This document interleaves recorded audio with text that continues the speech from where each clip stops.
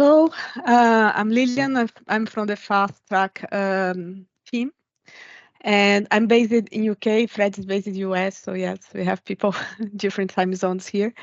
So basically, the role of the Fast Track team is help the customers to migrate to the cloud, and I work especially with the analytics part. And then, as Fred mentioned, we're going to discuss today about the dedicated SQL Pool and Serverless SQL Pool. What are the differences? So, floor to you, Freddie. Thank you, Lilian. So the agenda for today is pretty much pointing out the base architecture for the dedicated SQL pools and the serverless pool. Then we're gonna dive deep a little bit what are the characteristics of the dedicated pool, and Lilian will point it out what we have that's the same for serverless. And then we're going to present a quick summary about the differences and use case scenarios for both technologies. So let's look a little bit about our architecture overview. So when we look for the dedicated SQL pools, we have both systems are what are called distributed systems or MPP. But I'm going to focus on this slide on dedicated SQL pool, and I'm going to open for Lilian to explain the architecture for serverless. Dedicated SQL pool pretty much is we have one node that's called control node. We can say that it's the brain of the entire architecture, that it has received the queries and received the requests from the client applications. It actually receiving that, compile and create what we call an MPP plan that are going to be breaking down select and SQL statements for the compute nodes. And these compute nodes, in fact, are where the heavy lift happens. It's where we have distribution databases that we're going to query, move, and aggregate and perform all the database operations that usually happens, and then perform a stream either for the application or for the control node to perform final operations and presenting the data. So ultimately, we have this architecture that we use these compute nodes to process massive data, quantity of data, and delivering the results for heavy lifty queries. Lilian, please go ahead for the serverless part. Okay, so serverless, you are seeing the image a control node. We call it a front-end node. So the query will reach that control node. The query will be split in pieces, just like you saw Fred speaking about the dedicated SQL pool. However, serverless does not store the data. Serverless queries the data over the storage. And the compute nodes, which we call it backend nodes, the BEs, we could have 5, 10, 15. The numbers is dynamic, and depends on the complexity of the query, that number of the BEs, the computed nodes, it may scale up or down. So a little bit different.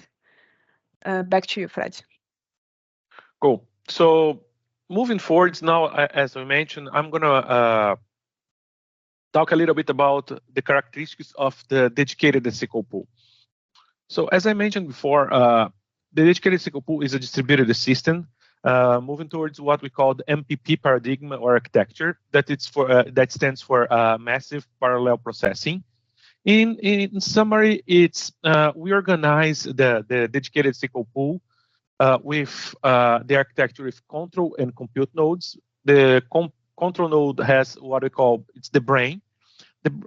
We have a specific services on the control node that's called DW engine. This DW engine actually receives the inputs and the requests, usually queries, and create compiling an MPP plan and distributing it over the compute nodes. The compute nodes, or the brown, are going to be the distributed database that actually process the query. Lilian highlighted one thing for serverless that I didn't mention on the initial slide that's important here is when we're talking about the dedicated pools, we also have a proprietary storage format. So we are moving out pretty much from the data lake or the ingestion portion that we make. We convert it and store it in a database system format that benefits from the engine or the W engine and the compute nodes engine that we have to perform more efficient data access. So overall, the capacity and the analytics portion of the compute nodes actually manipulate the data that is actually stored on the Azure storage layer.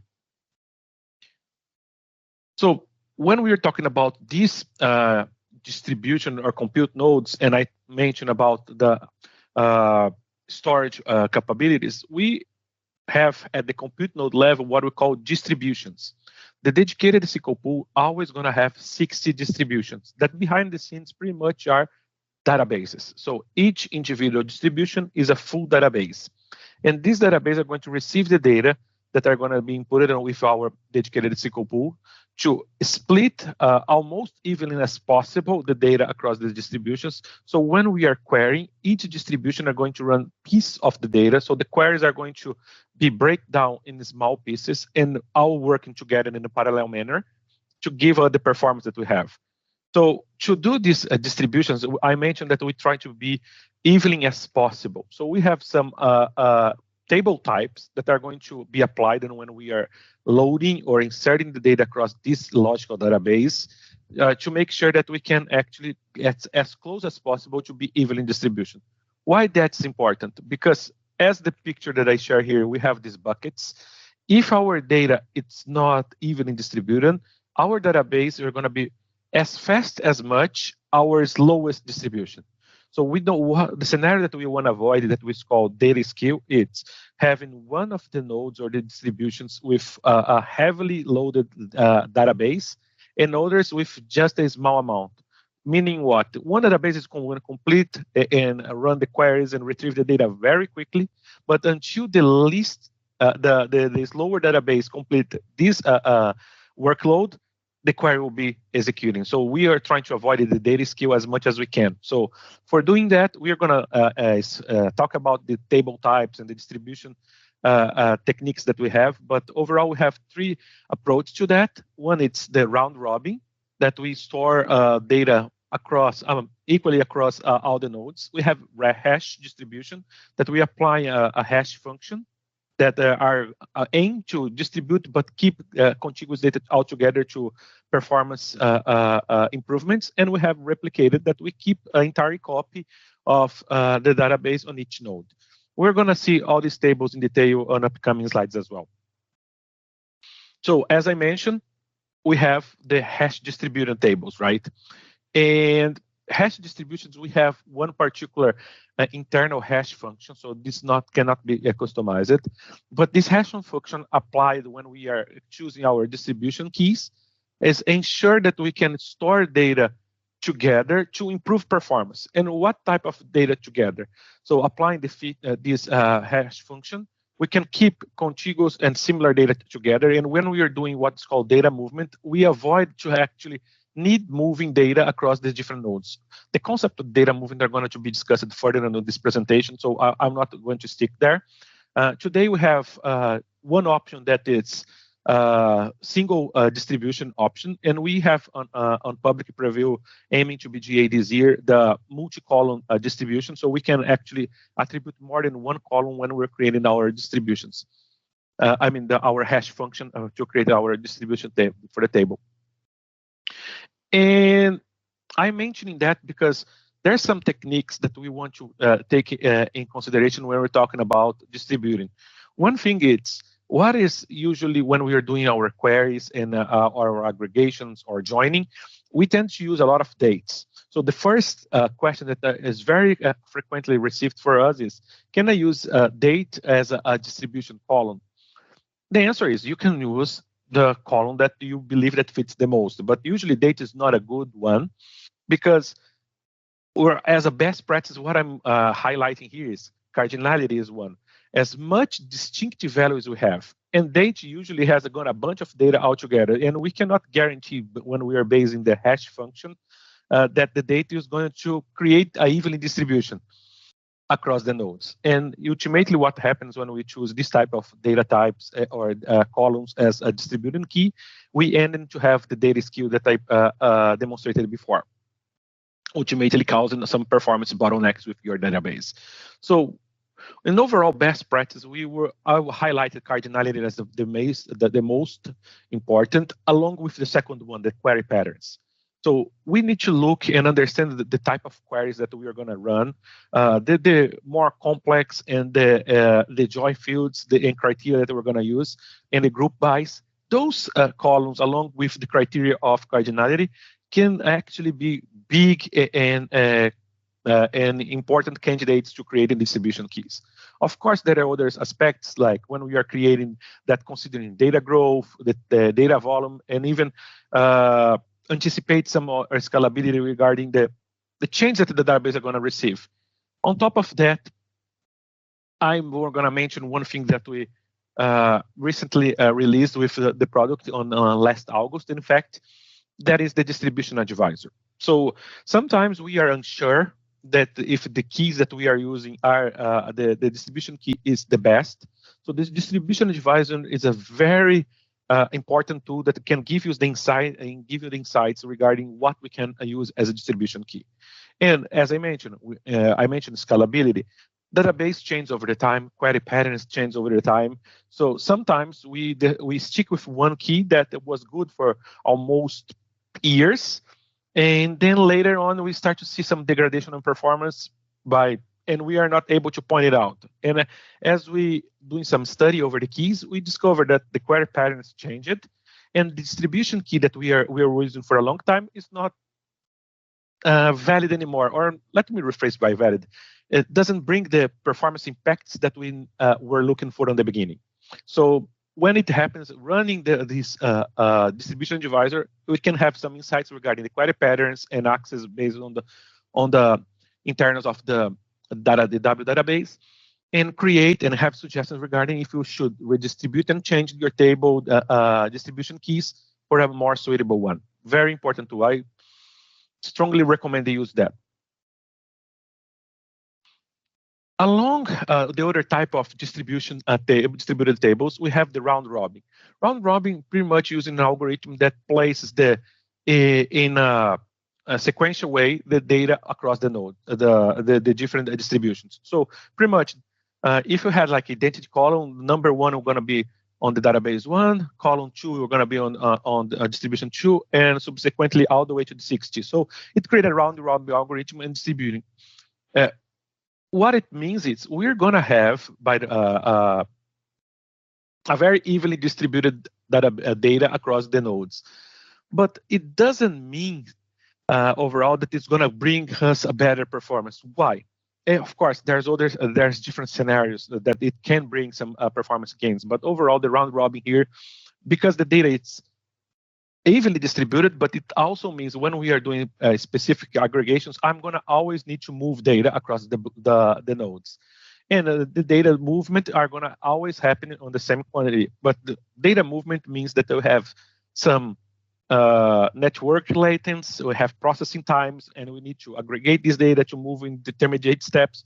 So overall, when we're doing round robin movings, it affects the database performance. I'm not saying that it's should be avoided, but should be understood as we are losing some performance because of the data movement, but we are keeping the data evenly distributed.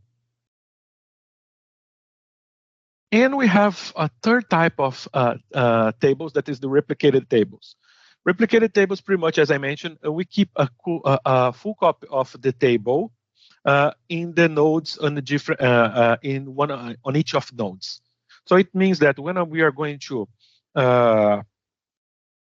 execute a query, if I have multiple nodes, we are going to have one copy of that table on each node, and we are going to use that to perform aggregations, to perform locally joins, and things like that without to require data movements.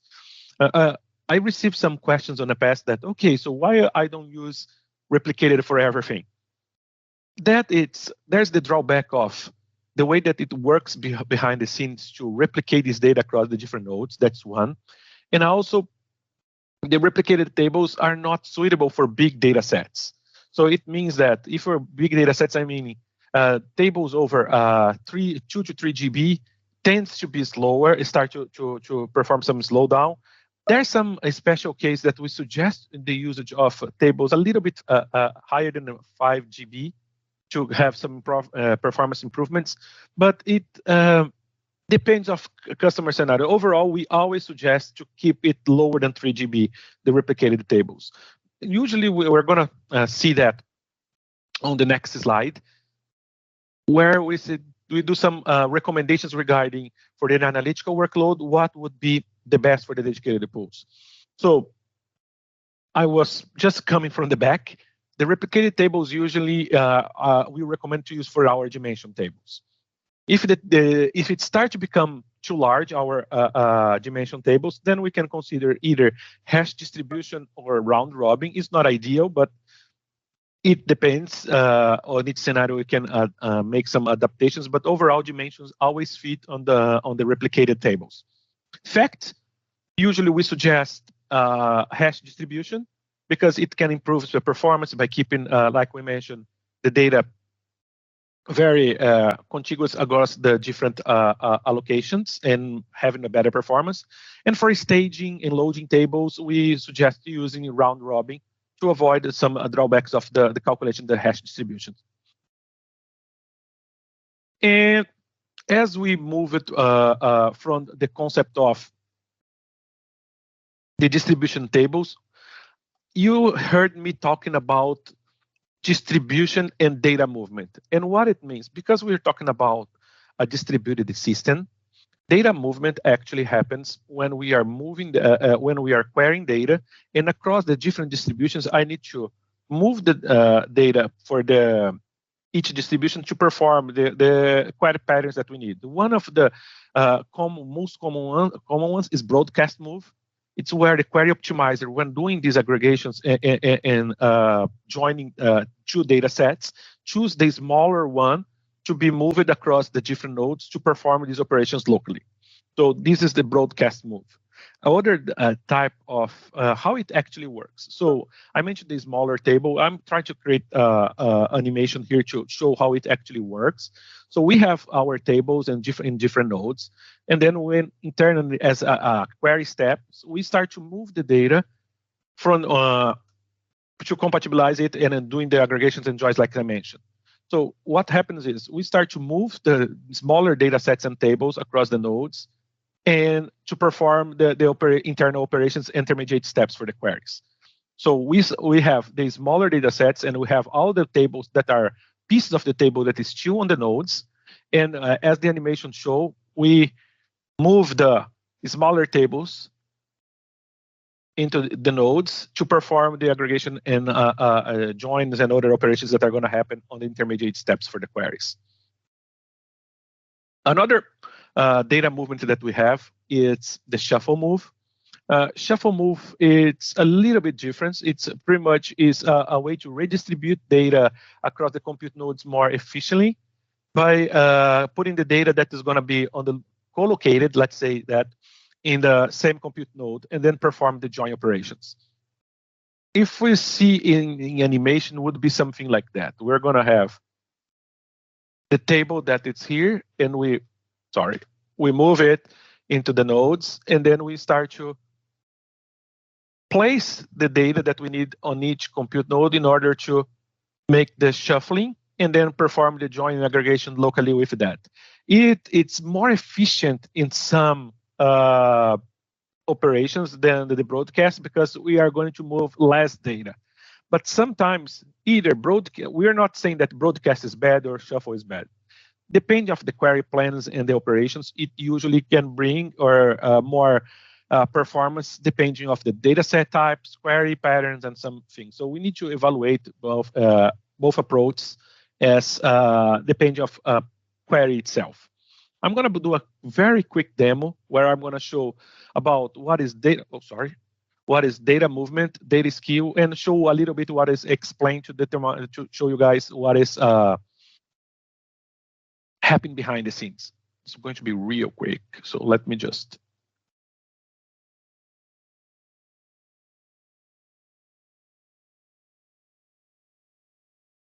I'm sharing here one particular query. So what I'm doing here, I'm going to demonstrate what is the data skew. So I mentioned that we are going to execute and we load data across the database. So this specific CTE here are going to be executed. And as we go, we're going to see the tables and how the data across these tables are actually distributed. So here we have some fact tables and schemas, and we're going to see the row count and the number of rows and that we have for the max number of rows for distribution and the minimal. And that difference is what we use to determine the skill percentage. So what we want to do is... Fred, sorry, it's not refreshing. So oh, I'm it's not? still Okay. seeing the queries. Okay, let me see again. Can you guys see again? Yes. I know. I'm going to execute it again, just to... Sorry about that. So we're going to see that here we have the... I just executed again. This CTE is going to present the table. So we have here the minimal and the number of the table row count, and we try to establish what does have the table the table skill. What we want to have here is as much as we can have the close to 0%, because it means that we have all the data evenly or closely evenly distributed. It doesn't mean like to be completely accurate, but we don't want to have like scenarios like this one. We have 100% of the rows in just one particular distribution, or almost in specific distributions having nothing on the other ones. So ideally, is as much we have a skill up to 20%, it's acceptable, not ideal. But if you're going to start to scale up for numbers over that, it can be troublesome. Regarding the data movement, I'm going to be very quick for the sake of time. So I'm going to execute here one query to show the query pen. So we are executing and we are labeling that. We are doing a count and a distinct, doing some inner joins with different fields. And we are just doing a label. What I'm doing here is looking our DMVs, the exec request, to look for the query that we executed. I'm getting the request ID. And we're going to see the request steps, pretty much what is executed and the steps that were created over the for the query execution. Here we have the shuffle move operation that are taking the time and everything. And we're performing other operations as well. But for the sake, let's look on the shuffle move. We have the step ID 2. So what we're doing here is let's look deep and see what is actually executed at the compute node level and the distribution level. So we are doing here, we are going to the DMV request, SQL request. We are pointing out the query that was highlighted and say, hey, let's explain and look on the step index 2, that is the shuffle move. As we go, we can see that we're going to have 60 rows that are going to show us the node that was executed. For this particular demo, we are just using a DW 100, so it will not have different nodes IDs. But as we're scaling up the system and having more than one node, we're going to see difference on the PDW node here. We're going to see the distribution ID and how long it took. So overall, we have like a very similar execution times across the nodes. But see, some are going to bring for the small data set, it's okay. But as we are going up, we're going to see that the query was going to take as much as the slowest distribution, as I mentioned. So if we can optimize and have a more evenly distribution, we can get even a better results regarding the query execution times. For the sake of time, I'm not going to go over the broadcast move, but pretty much it's the same principle. And I will turn back to Lilian to she present you guys the serverless aspect of our presentation. Yeah, I was just answering the question on the chat. Oh, I'm answering for the wrong user. Sorry, I was using my user from Microsoft. Anyway, I will copy and paste here on the chat the descriptions of the data movements. This I took from the when we used to have APS, we have something called AU, which was the documentation of APS, and it gives the description of all data movements. I've just copy and paste for reference. So this is from APS, but you can reuse the same concept inside of the educator. So back here. So hi again. Let me share my screen. And now, if I miss something on your questions, I leave Freddie if you to take a look on the chat. Okay, so oops, wrong one. I'll be covering the serverless part, serverless SQL pool. So now that's the pool that we're gonna cover. So we start here, right, with the differences, the design differences. So serverless. So let's drill down a little bit here. So the query when arrives on serverless on the front end node, the engine will understand that the query evaluate the possible execution plans here. It will create something like called memo XML, which will check the stats. The stats will also be created here on the front end node. And then that will be sent to the distributed query processing engine, which we call it DQP. So DQP will choose the plan based on cost. So if you remember from the SQL concept, that's pretty much the same, based on cost. And then that plan will be generate a parallel plan, which we have a parallel task executed against back-end nodes, which are the computed nodes here. And those tasks will be querying data from the storage. So when I said that serverless has not the same concept of data movement, is because everything is being taken care. It's with a timer. I think I forgot. I put some time. Anyway, it's because everything will be taken care by the Azure engine. So that means that we have the files. The files, so your storage will be user partition, hashing partition, so that's chunks of files organized in data cells assigned to query tasks which be executed against backend nodes. So you don't have here, you cannot choose if you want to partition those files using hash or round robin or whatever. You don't choose. This is how serverless works. Serverless will choose how we'll organize that files.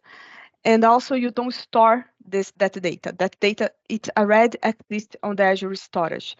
Serverless just will organize in a way to process in parallel. So let's go to the demo because that will be easier to put it together. So when back to serverless. So what we have the storage. Okay, so here I'm in Synapse Studio and we have the storage, and storage have all those files.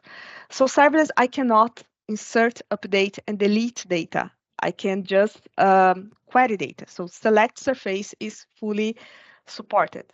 So in serverless, what I do, I just select. Because I do, I'm just querying over the storage.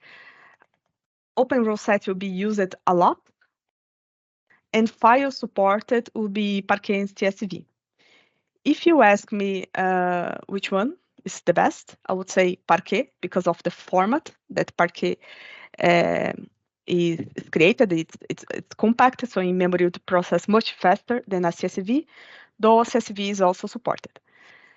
If I'm executing the query, just reading the files, because basically that's what I can do, it means my user, Liliam, is so the permissions of my user against this storage account will be validated. So what is happening here is, does Liliam has permissions, and in this case I have storage blob data reader, which is enough for me to read. Does Liliam has permissions to query that storage? When I'm executing select with the open role set, just like I'm executing this, that's what is happening, is the AAD pass through. If I want to impersonate that, can I do that? So instead of my user, can I use something else to impersonate the authentication? Yes, I can. I can use shared access signature, I can use service principal, and I can use the most common is manage identity. So I can scope my credentials pointing to a managed identity, which will be the managed identity of my workspace. And what is managed identity? That is identity given to Azure resources that exist inside of the cloud, inside of Microsoft Cloud. And every time that I create a workspace, an identity will be given to this. That we call it system managed identity. That will be given to this into the AAD. So basically, I'm saying I want to use that identity given to that workspace, and using those credentials, I will be querying this data source. So this data source is my storage location. So that credential, that data source, I want to query, and then I want to execute this select open row set, looking at this folder inside of this location with those credentials. So if I'm querying like that, I'm not querying using my user anymore permissions, not my user permissions, but my identity permissions. I will get back here in a minute. So let me talk a little bit more about serverless. As I said, we can have Parquet, right? I just queried the Parquet. We can also have CSV. If you're using CSV, the parser version that product group asks us to use, it would be 2.0 because there are optimizations in this version. This folder is just took from Microsoft documentation, so this open storage. I cannot have a create table. This does not work in serverless because I'm not storing the data inside of serverless. Though I can have a create external table, which is the metadata operation. The metadata of the table will exist inside of serverless database, though the data is not inside of serverless, the data is on the storage. What that means? That means in terms of user case, if I want have all my files, my data lake, and I want to create a logic layer with facts and dimensions pointing to those files, but without storing those files inside of database, I can do that with serverless. And I can do with external tables and views. If I'm creating an external table pointing to a Parquet file, then the stats will be created automatically. If it is pointing to a CSV file, I need to manually create and update the stats. Stats that are created manually are not updated automatically, okay? If I am executing a select open row set pointing to a CSV, then the stats is created automatically. If CSV or Parquet, it's automatically created. It's only for external table that you need to create manually. And create statistics just, you're gonna point to the table, your external table. My external table is population, and you're gonna create the stats row by, column by column. And that's pretty much, that's very simple syntax. You can also create for open row set if you want to. Also, beside of the Parquet, beside of the CSV, we also have the Delta, right? The Delta is something very popular lately. So when we have the Delta, we have something like this. So we have our CSV or Parquet files, and then we say, okay, I want to enable the Delta on top of this. So this 3 lines of comments here is just converting a bunch of CSV files into a Delta format. Fat currency silver. Let me just look that folder. And once it converts, you're gonna have something like this. So you're gonna have your Parquet and you're gonna have a Delta log. So Delta log folders means you are using the Delta format. And then inside of that Delta log folder, you're gonna have the JSON files, which will track the changes that are happening on those files. And why is that important? Because, so think with me, you are building your solution, your logical data warehouse with views and external tables, facts and dimensions using serverless. And then you have a situation where someone, because whatever, overwrite one of the files, the production files with the wrong value, and then you need to recover the last state of that file when the information was still valid. If you are using Delta, you can do this with something called the time travel. So the time travel, so once the data changed and you are using the Delta format, you can list the changes that happened that Delta format, and then you can recover that file from that point in time using the timestamp of the version, and then save in a new folder.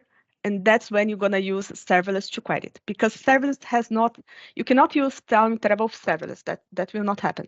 But you can use everything inside of Spark and then query with serverless once you recover. So if you are changing the file, inserts, updates, deletes, time travel, you can do everything inside of your Spark solution, which could be Databricks, could be Synapse, whatever. And then you can query later on serverless. Did I miss any doubt? Take the latest version as default one.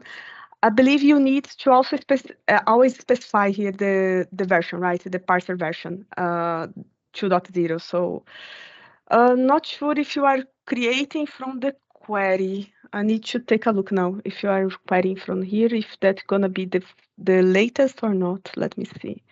Let me find this one is CSV. This one's CSV. So let me see which version he goes. He goes to the latest one. So if you are creating the script automatically, it goes to the latest one, which is the 2.0, at least the one that product group asks us to use. Okay. Back here, Delta, right? We're talking about Delta and okay, so serverless, it does support Delta format, which you do not have the support in dedicated SQL pool natively. And serverless integrates with Spark. What I mean with that. So Spark inside of Synapse, this Apache Spark that exists inside of Synapse, it exists only inside of Synapse. So if you are trying to create reports in Power BI, Tableau, whatever things outside of the workspace, and then query the Spark, you will not be able to, right? You need to pass through the serverless. And serverless and Spark are fully integrated by a service called metadata sync. So between a table that's created using your Apache Spark inside of Synapse and serverless, there is a service that is sync. What is the, here we go. It's sync here on the control node, on the front end node, called metadata sync, that will allow to use serverless engine to query Apache Spark. And that's how actually you query from outside of the workspace. So they are fully integrated, the Spark and the serverless. Other important, so two more considerations. Let me look at my time. Okay. Okay, I don't have much time. Two considerations about serverless. One thing is, at least my opinion, my test so far, the best way to work with serverless is create the fastest way, at least, create the external table S. So you have your solution. You have, like, for example, this query here that took 18 seconds to execute. A query that has inner joins, multiple joins, whatever. You have a complex query that's part of a report and takes some time to execute. How can you speed up this? So one way, if you do not require live data, what I mean is the data just landed on the storage and then you are going to query that data from the storage alive. So if you don't require something like this, you can create the external table. So using the same concept that I mentioned before, right? You scope the credentials, the data search will use that credentials to log on the storage. I think I already created that. Let me check. Okay, exist. And then you create the external table S. So that external table S will, on this location, the storage, so learn live citas. Let me go there. Storage. No, it was here. Learn live, LL, okay, citas. So that my select, my inner join that I executed here is persisted in a Parquet format inside of that folder that I just created. And instead of taking 18 seconds to execute it because the optimizer needs to sort it out, the execution plan, bring the data, and then send it back to me. Now the data is consolidating that file, so it's much more faster, right? 2 seconds. If you are using CTAS, considerations are, when you drop the table, this is a metadata operation. It means the file is still there on the storage. So you need to go there on the storage and drop it, drop the folder. Otherwise, you will not be dropped to you. So you need to create some mechanism to make this automatically. For example, with pipelines. So this is one consideration. Last thing that I want to mention about serverless is about security, and I try to be very quick. So supposedly you have this scenario here. You don't want anyone to access your storage. Actually, inside of your storage account, so view access. So these are the permissions that I have. I don't want to give permissions to a person. I want to give the manage identity permissions, but I don't want to use RBAC, storage blob data contributor. I don't want to use that. I want to create a more granular level. And what I mean with that, I want to use ACLs. So I have my scope credentials using manage identity, and then instead of using the RBAC, I will assign an ACL to my Synapse workspace, and I will mention in that ACL exactly which folders my Synapse workspace will be able to have permissions. So the folder will be this one, sales reason delta. So this one I do have permissions, but I don't want this workspace to have permissions in the sales non-partition. So this one, I'm saying explicitly here, my Synapse workspace does not have permissions. So configuring in such a way, and let's see if I did everything right. So configuring in such a way, that means I'm narrowed down the permissions of my workspace per folder. So I could have a situation like there are data from HR that this workspace should not be have access, but the other workspace should have. So I'm restricting with ACLs, and let's see if that, okay. So that means I have access to Gene sales reason, but I don't have access to Gene sales reason known parts. And in terms of ACL, what is important to have in mind is you need to tell to the storage that it does not have permissions. If you don't tell to the storage, if this does not exist, it will, when I query using ACLs, it will get permissions because it propagates the permissions from upper levels. So you need to tell the storage, otherwise this will not work. Okay, I'll try to stop here and go to the difference quickly. So this is the dedicated and the dedicated serverless, right? We overview both. And my presentation is not being very kind with me today. So basically, I review what serverless does, which is read data, the security when you are querying to the storage, quickly review the security. And what you need to keep in mind is if you are using dedicated SQL pool, you need to have at least 6 million of rows, because we are talking about 60 distribution nodes which are fixed. So think about 1 million per distribution node as dedicated SQL pool used by the full column store. So we are talking about a physical data house, data will be stored. If you need a dashboard that demands a fast super response, if you have scenarios that you need to manage concurrence, so those things you can achieve with dedicated SQL pool. As for serverless, you are reading data from the storage. So you are not insert, updating, deleting that data inside of the storage, not with serverless. So you're gonna use for a logical data warehouse, for basic discovery and exploration. So you want to understand the files. You can also use for reports. You can also use both, like dedicated and serverless, depending on the user case inside of the same project. But you should not be considering serverless for OLTP workloads, for dashboard that demands a fast super response for log analytics, no, not for that. This table here compares the difference. I made this table, and also I think I didn't put the link here. Anyway, I will put the link where I published this.